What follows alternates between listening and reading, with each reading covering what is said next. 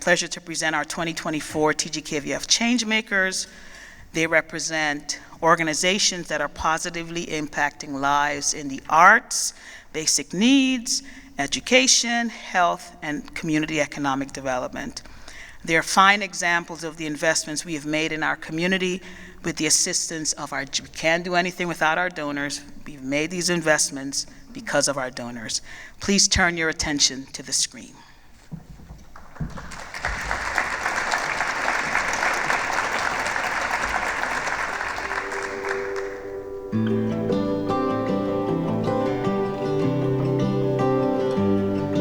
The Multicultural Festival West Virginia Incorporated, now known as Multifest, started in 1989 to celebrate diversity in the city of Charleston. The idea was to bring the community together as one, the diversity of everybody in Charleston, and having a great time. It started as a one-day festival on the Capitol grounds of the state of West Virginia, but over the 30-some plus years, we have grown to be 4 days, and we're now at the Haddad Riverfront Park, which is downtown Charleston, West Virginia. Multifest covers an array of activities throughout the weekend, open and free to the public. We don't charge for any events. That's thanks to our wonderful sponsors that we do have. Multifest has hosted many Grammy and Stellar Award entertainers, going from Isaac Hayes to LL Cool J, a lot of gospel artists to come through. Originally, I'm from Detroit, and every year I was able to see the Motown Review. So Multifest is like my Detroit's Motown Review, bringing artists in. And of course, most of all, we do support our local entertainers. We want to make sure that we do support them.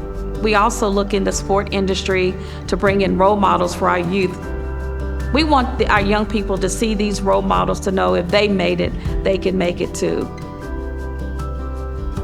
We also have dance performances, we have step teams.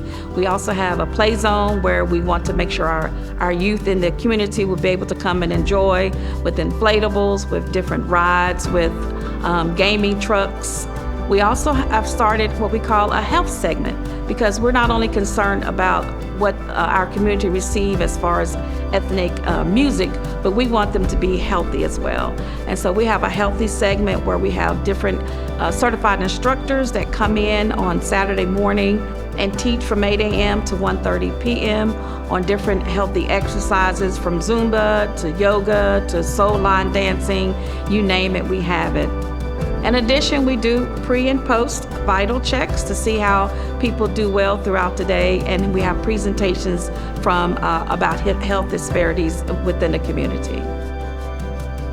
I tell you, the overwhelming response of this festival has really blown my mind.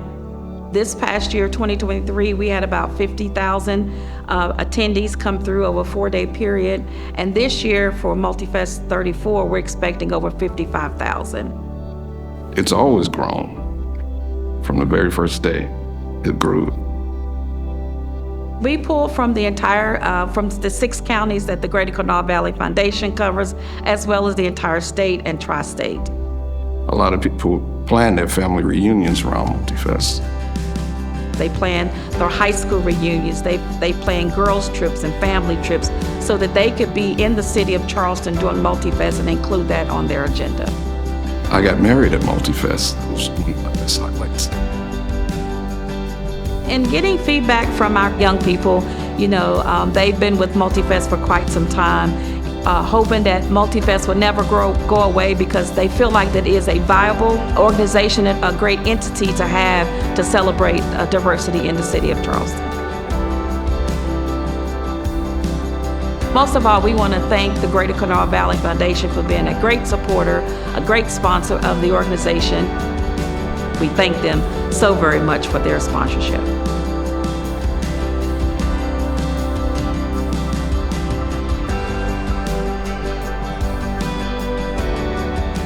Oh my goodness.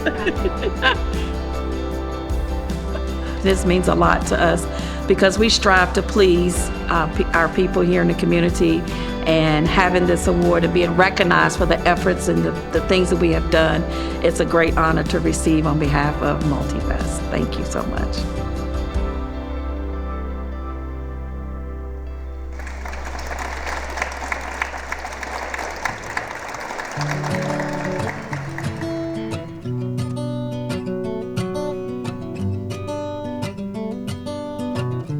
My name is Carol Howerton. I am the Workforce Development Director here at Marshall Advanced Manufacturing Center. I get the pleasure of working with our academic programs, our industry programs, and our apprenticeship programs, and especially things like our youth camps. We have a special project called ACE, sponsored by the Department of Defense, and the Greater Kanawha Valley Funds help support the students in that program. That's our main camp that we like to use. It's a great introduction to machining, but we also offer a full associate degree. We teach from conventional mills to CNC mills and everything that you would know to become a machinist as part of it. The program here at South Charleston has a lot of different activities to it. As part of the Greater Kanawha Valley Foundation project, we're bringing in youth, disadvantaged youth from a variety of areas to get them acquainted with manufacturing.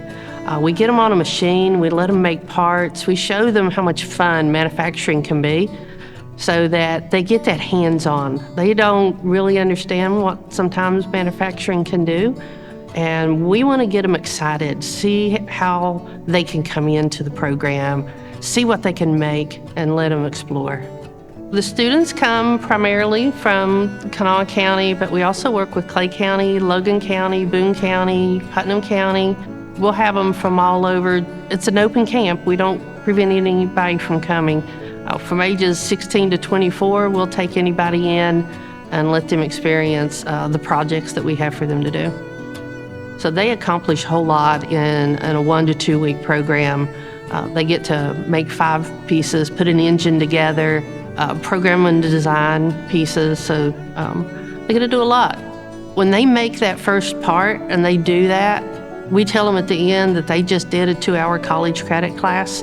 They realize that they can go to college, something they may never have thought of. So that's where we get them. It's sort of that recruitment and pipeline into a college program. And we link them to employers. We have great employment success out of the program as well. Always a good thing. The Greater Kanawha Valley Foundation program has really helped us to impact in offering more youth camps. Part of it is, feeding them, making sure they have transportation, providing those wraparound services that we don't traditionally do. So funding from the Greater Kanawha Valley has just really helped us increase our reach, give us a focus to help those who might not otherwise be able to come to camp. Students come in and you just see the lights go off with their faces. You get to see that when they make that first part and they're holding that and they say, I made that, I did that, and they get to see that piece. You just see that excitement in their face when they realize what machining is all about.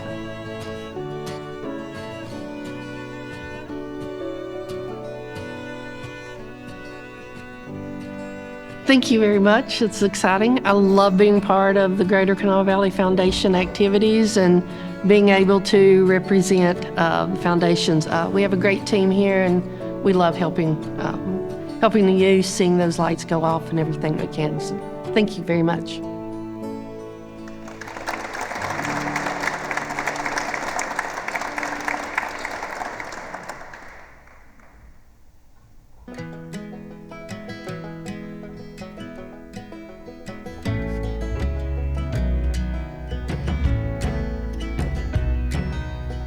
My name is Diane Collison. I'm the Executive Director here at the Fayette County Family Resource Network. We are a state-funded grant through DHHR, but we also are a local nonprofit, which means that we can provide fiscal agent services to other organizations who need that nonprofit status to apply for funding. We also have a direct focus on children and families' needs, and through that need, we developed the Basic Need Fulfillment Program. So our Basic Need Fulfillment Program offers a place for Fayette County residents to complete referrals on tangible items. So we define basic needs as going to be furniture, like beds, dressers, washers and dryers, refrigerators. That basic needs could also include clothing for children or adults, and maybe household items like sheets or pots and pans, anything to move individual out of a crisis situation. And once their needs are met, we want them to focus on other aspects of their life, maybe like education, employment, mental health. We meet with our network partners, and then we collaborate as a county, as a community, on how to meet those needs. And it's through that networking, through those monthly meetings, that we started a partnership with the Greater Kanawha Valley Foundation in securing funding for the basic needs. So community change is hard, and community change takes a long time. So when we can have these bright moments of someone receiving a bed to sleep on or clothes so that they can go to work and have a job, it makes doing this job worth it, and it helps us keep going through maybe the tougher parts. What I'd say to the Greater Kanawha Valley Foundation is that they saw something in us that we didn't quite see. They saw that we could lend a helping hand and be a part of a direct need.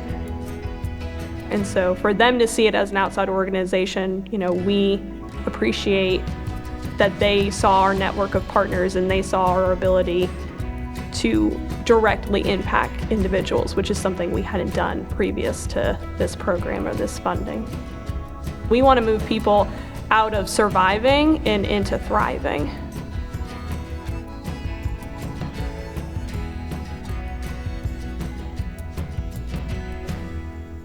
I mean, none of us do this work for the awards or the recognition, but it always just makes you feel good that your hard work is worth it, not only to the people in your county, but to other great organizations that are also doing the hard work. If I had an award to give the Greater Kanawha Valley, I would give one, because we appreciate all that you guys do.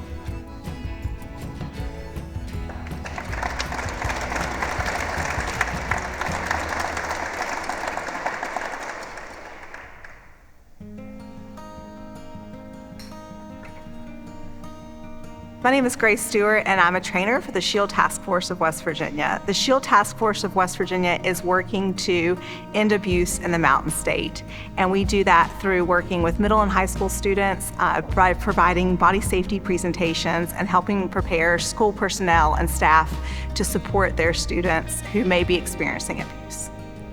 My name is Lieutenant Tony Crago. I'm a lieutenant with the Putnam County Sheriff's Department, but I'm also president of the Board of Directors for SHIELD of West Virginia. I was brought on to SHIELD as a trainer, where I began to give some insight from a law enforcement perspective, and I immediately began to recognize, wow, this is something that these middle school and high school students need to hear. Courageous things are possible.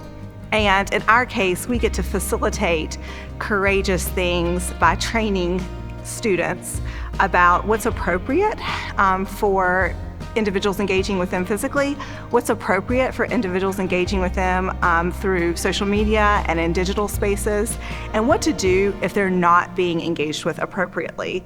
Partnerships like the one we have with Greater Kanawha Valley Foundation make this work possible, and I'm so humbled and proud of the fact that we together are willing to wade into spaces that can feel very heavy and are sometimes very dark.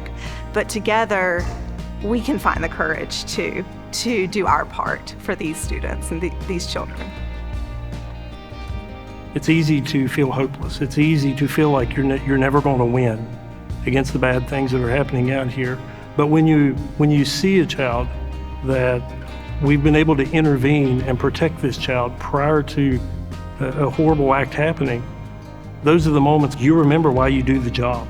It does take passionate people that care about other people to be willing to put themselves out there to just help protect the innocent.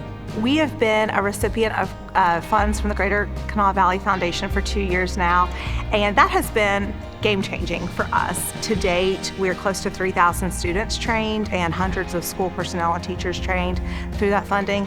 We've also been able to develop some curriculum for faith-based communities. So we've developed a 12-part on-demand series that people can access through our website. That's shieldwv.com to help their faith-based community respond better and be prepared in these situations. So we are so grateful. None of that would have been possible without the foundation's support, and we are just humbled and grateful to be a partner of the foundation.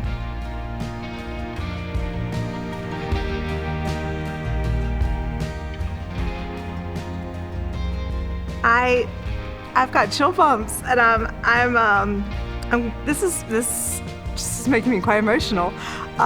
Thank you so much. There's a lot of individuals who have spent a lot of time and effort and poured their heart and soul into our work. Our board is amazing and is so dedicated. Our founder is so dedicated and amazing, and this means so much. Thank you. Thank you.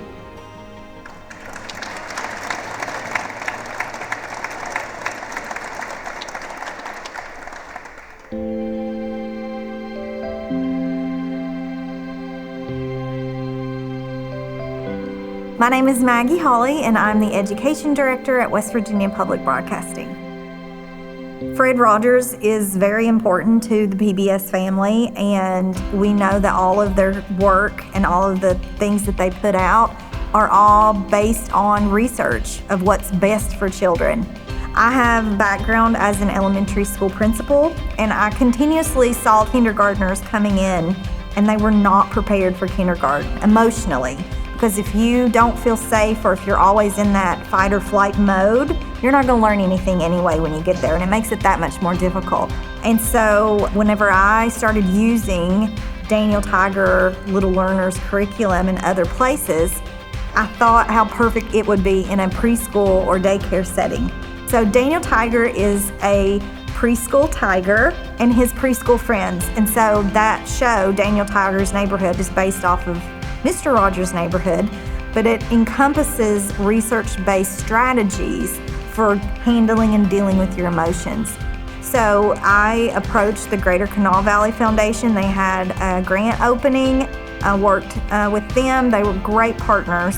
And we piloted the Daniel Tiger Little Learners program here in Boone County. There's 10 lessons. We do one per month. And that gives the kids really time to understand and practice it in real setting. Whether it's when they're feeling mad and they want to roar, take a deep breath and count to 4. And then all the kids, seeing all the kids take that deep breath and they're using those coping mechanisms is just fantastic. The Fred Rogers program already had a social emotional curriculum, but what we did was we took it and we added more supplies that will also carry into their learning at home. The impact that this program has had on not only the teachers, obviously the students, the parents' feedback that we've received has just been tremendous. It's been overwhelming, and you can't just do it with one person, it's the whole group. And so it's been an honor and a privilege working with the Greater Kanawha Valley Foundation. Whenever I approached them with this idea, they were very open to it because they recognize the importance of mental health, not just for adults, but for the early learners. That brain development is so important. And you have to be able to cope and have strategies even at that young age. They've just been a great partnership. We both have that same focus of working with our younger generation, because they're the ones that's going to be, leading everything in the future. And we're excited to see how these kids do as they continue to grow and be successful.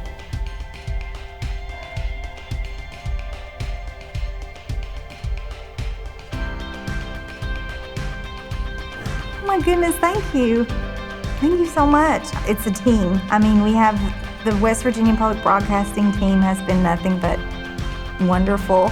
The Greater Kanawha Valley Foundation allowed us to put all of our dreams into fruition. So I'm a little speechless to be recognized by the Greater Kanawha Valley Foundation. It just means the world. So thank you so much. From all of West Virginia Public Broadcasting to the Greater Kanawha Valley Foundation. Thank you. Thank you.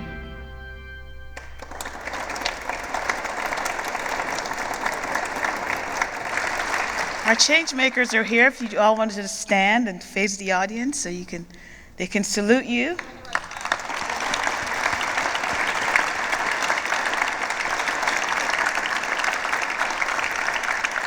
Thank you for all your hard work, and we're proud of you, and we want to make sure that we're investing in the great work that you're doing. So thank you for your work.